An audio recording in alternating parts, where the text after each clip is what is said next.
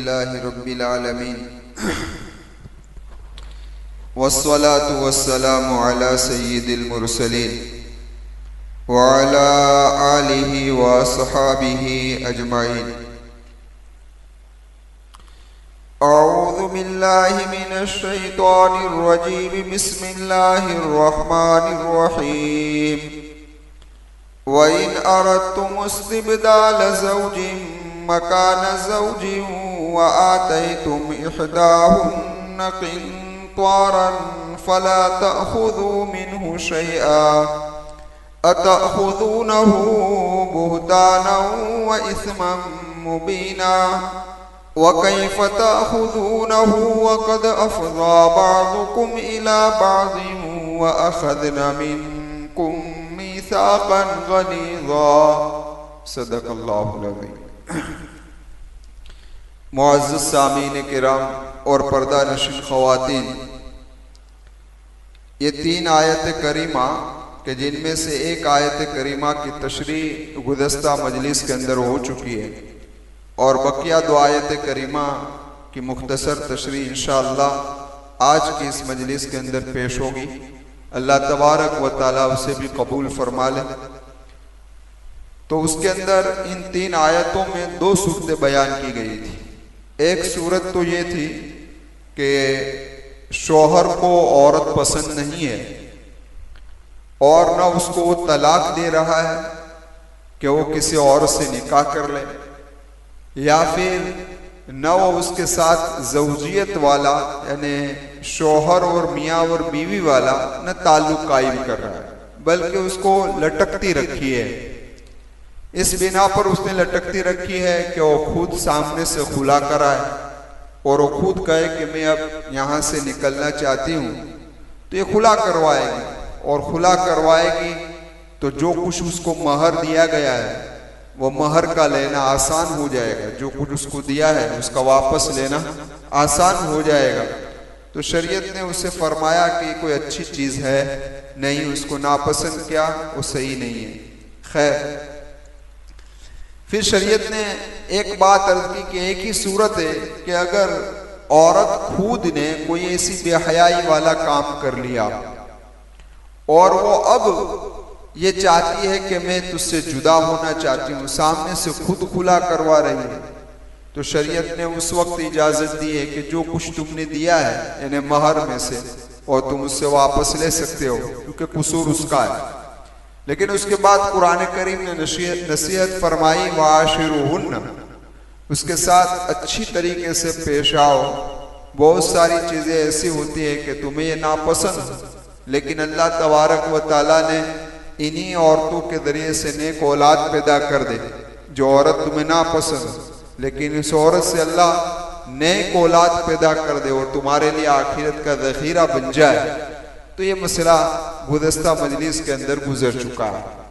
आज की इस मजलिस के अंदर दूसरी सूरत है कि औरत तो पसंद है लेकिन दूसरी औरत दिल के अंदर बस गई है, जिसके बिना पर ये करना ये चाहता है कि पहले वाली औरत को मैं तलाक दे दूं और दूसरी वाली औरत जो मुझे पसंद है उससे मैं निकाह कर लूं।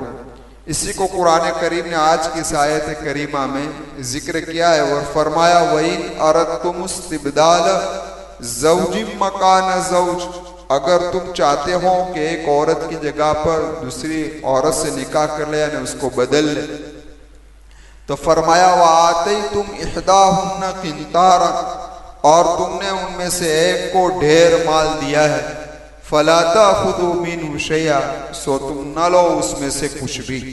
यानी कुरान करीम ने मसला समझाया कि अब जो दूसरी तुम्हारे दिल के अंदर बस गई है, अब पहली से तुम जान छुड़वाना चाहते हो, तो तुम ये चाहते हो कि मैं उसको तलाक दे दूं और तलाक देकर जो कुछ भी मैंने उसको महर दिया है वो महर में वापस ले लूं, ताकि दूसरी बीवी से जो मुझे निकाह करना है तो उसके मेरे लिए आसानी हो जाए। तो शरीयत ये फरमा रही है कि अगर तुम ऐसी सूरत के अंदर पहली औरत को तलाक दे रहे हो तो तुम महर में से कुछ भी ले सकते नहीं हो। कुरान करीम ने जो लफ्ज़ यहाँ पर इस्तेमाल फरमाया वो किंतारा का है। किंतारन कहते हैं ढेर माल को, यानी बहुत ज्यादा माल को। उस जमाने के एतबार से 10,000 दिरहम या 10,000 दीनार की मिकदार किंतार में आती है। और कुरान करीम ने खुद सूरह आले इमरान के अंदर भी इस लफ्ज का इस्तेमाल किया और फरमाया वलकनातीरिल मुकंतरति मिनज़्ज़हबि वल फिज़्ज़ा, कि अल्लाह तबारक व तआला ने जहाँ इंसानों की मरगूब चीज़ों का जिक्र किया कि इंसान को ये चीज़ बहुत ज़्यादा पसंद है, उन चीज़ों में इसका भी जिक्र किया कि सोने और चांदी के ढेर ये इंसान को बहुत पसंद है। और हर आदमी को पसंद है सोना और चांदी, हर आदमी इकट्ठा करता है। तो फरमाया कि ये जो तुम्हें पसंद है ना, तो कहने का मकसद वहां भी कुरान करीम ने किंतार का लफ्ज ढेर के लिए इस्तेमाल कर, ढेर माल बहुत ज्यादा माल के लिए। मुफस्सिरीन ने फरमाया इस लफ्ज पर कि इससे पता ये चलता है कि महर की ज्यादा से ज्यादा मिकदार की कोई इंतहा नहीं है, यानी जितना चाहे इतना ज्यादा महर इंसान रख सकता है। इसी किंतारन से पता ये चला। महर की तफसीली बहस इसी सूरत की आयत करीमा वातुन निसा सदुकातिहिन्ना निहला के तहत रमजान मुबारक में हो चुकी है, लेकिन ज्यादा की कोई हद नहीं है, लेकिन कम अज कम महर के अंदर इख्तिलाफ है। इमाम शाफी रहमतुल्लाहि अलैहि फरमाते हैं कि अगर किसी ने लोहे की अंगूठी भी महर के अंदर दे दी तो चल जाए, या एक खजूर भी, एक खजूर भी अगर किसी ने महर में दी तो महर अदा हो जाएगी। लेकिन इमाम आदम अबू हनीफा रहमतुल्लाहि अलैहि यानी हमारे नजदीक कम अज कम महर 10 दिरहम होनी चाहिए। कितनी? 10 दिरहम। 10 दिरहम मौजूदा जमाने का जो वजन है वो 37 ग्राम चांदी के बराबर होता है, यानी 36.85 कैसा कुछ मिलीग्राम है, राउंड फिगर शुमार कर लेते हैं तो 37 ग्राम चांदी का वजन ये कम अज कम महर होना चाहिए। अब जब भी कोई निकाह हो तो महर की कम अज कम मिकदार मालूम करनी हो तो 37 ग्राम चांदी की क्या कीमत होती है, उस एतबार से कम अज कम महर इतनी रख सकते हैं, लेकिन ज्यादा की कोई हद है नहीं। खैर, अब जरा आप गौर करें इस बात पर कि अल्लाह के महबूब सल्लल्लाहु अलैहि वसल्लम ने, ये में तफसील इससे पहले भी गुजर चुकी है, खुलासा कलाम आपसे अर्ज करना है कि इसी किंतारन पर एक वाकया भी मुफस्सिरीन ने नकल किया कि हजरत उमर रज़ियल्लाहु ताला अन्हु एक मौके पर खुतबा दे रहे थे और खुतबे के अंदर आपने ये बात अर्ज फरमाई कि भाई ज्यादा महर का रखना कोई अच्छी बात नहीं है। अगर ज्यादा महर का रखना अच्छी चीज होती तो नबी करीम सल्लल्लाहु अलैहि वसल्लम अपनी बीवियों के और अपनी बेटियों का महर ज्यादा रखते। हालांकि आप जान चुके हैं कि नबी करीम सल्लल्लाहु अलैहि वसल्लम ने अपनी बेटियों और अपनी बीवियों का महर 500 दिरहम रखा था। कितना? 500 दिरहम। सिर्फ एक बीवी उम्मे हबीबा रज़ियल्लाहु ताला अन्हा कि जिनका महर 4000 दिरहम था या 400 दीनार था, ये भी खुद नबी करीम सल्लल्लाहु अलैहि वसल्लम ने अदा नहीं किया था, बल्कि नज्जाशी बादशाह ने खुद दिया था उम्मे हबीबा को नबी करीम सल्लल्लाहु अलैहि वसल्लम की तरफ से महर। रमजान में तफसील से वाकया गुजर चुका है आप हजरात के सामने। खैर, मैं अर्ज कर रहा था कि एक ही बीवी का महर इतना ज्यादा है, वरना किसी बीवी का महर अल्लाह के महबूब सल्लल्लाहु अलैहि वसल्लम ने वही 500 दिरहम रखे थे। तो खैर, हजरत उमर रज़ियल्लाहु ताला अन्हु ने ये खुतबा दिया तो उस वक्त इस खुतबे के अंदर एक औरत भी बैठी हुई थी जो बूढ़ी औरत थी। उसने चादर चेहरे पे डाली हुई थी, कहा कि महलन या उमर, ए उमर ठहर जाओ। फिर फरमाया कि उमर हम तेरी माने कि अल्लाह रब्बुल इज्जत की माने। तो हजरत उमर रज़ियल्लाहु ताला अन्हु ने फरमाया मानी तो अल्लाह तबारक व ताला की जाएगी, जो अल्लाह कहेगा उसी को माना जाएगा। तो उस पर उस औरत ने कहा कि उमर रज़ियल्लाहु ताला अन्हु अल्लाह तबारक व ताला तो हमें ढेर माल देना चाहता है, तो तुम कौन होते हो रोकने वाले, तुम क्यों रोकते हो। फिर उसने ये आयत करीमा तिलावत फरमाई कि वातैतुम इहदाहुन्ना किंतारन फला ताखुदू मिन्हु शैया। ए उमर रज़ियल्लाहु ताला अन्हु, देखो कुरान करीम इस आयत करीमा में साफ है कि उनमें से एक को तुम ढेर माल दे चुके हो बतौरे महर के। समझ में आई बात। तो तुम कौन हो जो कम करने के कायल हो, कम करते हो। हजरत उमर रज़ियल्लाहु ताला अन्हु ने इस बुढ़िया का जब यह जवाब सुना तो फरमाया साबत इमरातुन व अख्ता उमर, इस औरत ने सही बात कही और उमर ने खता की, उमर ने खता की। ये है कि जब भूल आ गई तो फौरन तस्लीम कर लिया। क्या कर लिया भाई, फौरन तस्लीम कर लिया। एक रिवायत के अंदर है कि हजरत उमर रज़ियल्लाहु ताला अन्हु ने अपनी गर्दन को नीचे किया और अपने नफ्स को मुखातब होकर फरमाया कुल्लुन नास अफ़ख़ौ। ए उमर, अपने नफ्स को मुखातब बना कर कह रहे हैं कुल्लुन नास अफ़क़हु मिनका या उमर, ए उमर तुझसे ज्यादा लोग समझदार है, तुझसे ज्यादा लोग समझदार है। और एक कौल ये भी है कि हजरत उमर रज़ियल्लाहु ताला अन्हु ने फरमाया यह उम्मत कभी भी बर्बाद और हलाक नहीं हो सकती कि जिसके अंदर ऐसी बुढ़िया मौजूद हो जो ऐसे मसाइल को जानती हो, ऐसे मसाइल को जानती हो। उसके बाद हजरत उमर रज़ियल्लाहु ताला अन्हु का निकाह हजरत उम्मे कुलसुम से हुआ। और उम्मे कुलसुम कौन है जानते हैं, ये हजरत अली रज़ियल्लाहु ताला अन्हु की साहबजादी है और हजरत फातिमा रज़ियल्लाहु ताला अन्हा की साहबजादी है।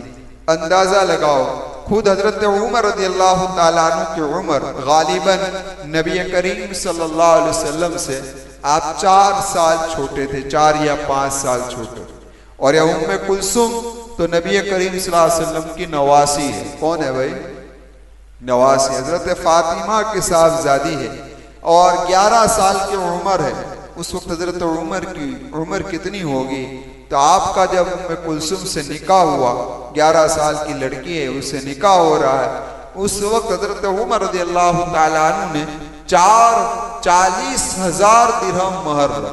कितना, 40,000 दिरहम महर रखा। तो लोगों ने एतराज किया हजरत उमर से और फरमाया उमर आपने अगली बीवियों का तो इतना महर नहीं रखा, आपने इस बीवी का महर इतना ज्यादा रखा। तो हजरत उमर रज़ियल्लाहु ताला अन्हु ने फरमाया उस वक्त मेरी माली पोजीशन नहीं थी, अभी मेरी माली पोजीशन अच्छी है, इसलिए मैंने महर को ज्यादा रखा। खुलासा कलाम ये है कि महर इतना कम भी ना रखा जाए कि जिसकी कोई वक़्त ना रहे और महर इतना ज्यादा भी ना रखा जाए कि जिसके बिना पर ये क्या बन जाए, बोझ बन जाए। समझ में आई बात। तो खैर मैं अर्ज कर रहा था आप हजरात के सामने कि कुरान करीम ने दूसरी सूरत है उसको भी रद्द फरमाया और कहा अतख़ुज़ूनहु बुहतानन व इस्मम मुबीना, क्या तुम उनसे लेना चाहते हो बोहतान बांधकर या सरी गुनाह से। कहने का मकसद ये है कि जानता है कि मैंने महर बहुत ज्यादा दे दिया है, अब मुझे महर वापस लेना है। अब एक ही सूरत है कि कौन सी सूरत, कि औरत कोई बेहयाई कर बैठे और सामने से खुला तो महर वापस ले सकता है। तो अब औरत से तो कोई ऐसी बेहयाई वाला काम हुआ नहीं है, लेकिन ये खुद बोहतान डालता है। क्या करवा रहा है, औरत पर अपनी बीवी पर बोहतान डाल रहा है ताकि बोहतान डाले और बीवी खुद ही तंग आकर सामने से खुला ले ले तो महर का वापस आना क्या हो जाए, आसान हो जाए। तो कुरान करीम ने उसका भी रद्द किया कि क्या तुम लेना चाहते हो उसको, उससे बोहतान बांध कर, तो ये भी गुनाह। कौन सा है भाई, ये भी गुनाह है। वकैफ़ तअख़ुज़ूनहु, कुरान करीम आगे कैसा कि फरमा रहा है कैसे तुम उसको लोगे। वक़द अफ़ज़ा बअज़ुकुम इला बअज़िन व अख़ज़ना मिनकुम मीसाक़न गलीज़ा, कुरान कहता है कि तुम में से बाद के साथ मिल चुका है ने तुम एक दूसरे से हम मिस्त्री कर चुके हो और औरतों ने तुमसे पुख्ता अहद भी ले लिया है। अब इस आयत करीमा का खुलासा समझ लीजिए। इस आयत करीमा का खुलासा ये है कि पहले हमें एक मसला समझना पड़ेगा। वो मसला ये है कि एक है खलवत सहीहा और एक है हम बिस्तरी। अब जरा देखें, इमाम शाफी अक्सर अइम्मा का कहना यह है, अक्सर अइम्मा का कहना यह है कि मिसाल के तौर पर किसी ने किसी औरत से निकाह किया, महर रख दिया बहुत ज्यादा, लेकिन महर दिया नहीं, महर दिया नहीं, रुखसती हो गई, औरत कमरे के अंदर आ गई। अब कमरे के अंदर आने के बाद अब कुछ अनबनी कि औरत को तलाक दे दी, औरत को तलाक दी तो क्या अब महर दिया जाएगा कि नहीं दिया जाएगा? समझ में आएगा कि महर अभी दिया तो है नहीं, महर अभी दिया तो है नहीं, अब तलाक दे देता है ताकि महर से मैं बच जाऊं।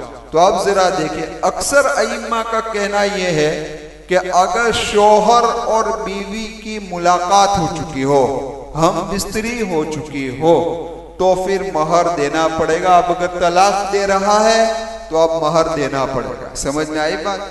इमाम आज़म अबू हनीफा रहमतुल्लाहि अलैहि फरमाते हैं कि हम बिस्तरी जरूरी नहीं है, सिर्फ खलवत सहीहा हो जाए तब भी महर देना पड़ेगा।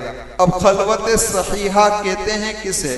खलवत सहीहा कहा जाता है एक कमरे के अंदर मर्द और बीवी मिल गए, मर्द और बीवी मिल गए और हम बिस्तरी से रुकावट के लिए कोई चीज माने नहीं है, कोई चीज रुकावट का सबब है नहीं, कोई तीसरा ऐसा सबब नहीं है जो इनको हम बिस्तरी से रोक सके, फिर तन्हाई दोनों को हासिल हो गई, उसको खलवत सहीहा कहते हैं। तो इमाम आज़म अबू हनीफा फरमाते हैं अगर खलवत सहीहा मिल गई, चाहे हम बिस्तरी हुई हो या ना हुई हो, महर देना पड़ेगा, महर देना। क्यों? वह अखज़ना मिनकुम मीसाक़न गलीज़ा, इन औरतों ने तुमसे पुख्ता अहद ले लिया है, इजाब व कबूल हो चुका है, तुम्हारा उनसे निकाह हो चुका है। तो ज़माना जाहिलियत की ये जो बुरी रस्म थी, कुरान करीम की 3 आयत करीमा के अंदर इसको रद्द किया है। आगे कुरान करीम मजमून नया बयान हो रहा है, बयान नया का मतलब ये है कि यहाँ से अब तज़किरा चलेगा गालिबन आगे तक कि किन किन औरतों से निकाह करना हराम है। समझ में आई बात? किन किन औरतों से निकाह करना हराम है। बाज वो औरतें हैं जिनसे हमेशा के लिए निकाह करना हराम है, और बाज वो औरतें हैं जिनसे वक्ती तौर पर निकाह करना हराम है। अगर वो चीज हट जाए तो उससे निकाह तुम कर सकते हो, वरना कर सकते नहीं हो। तो ये तफसीली बहस है, तो इंशाअल्लाह वो आइंदा मजलिस के अंदर आप हजरात के सामने मैं पेश करूंगा। अल्लाह तबारक व तआला एक ही सही हमारी तफासिर को, दर्स कुरान को कबूल फरमा ले और हम तमाम के लिए नजात का जरिया बना दे। खैर।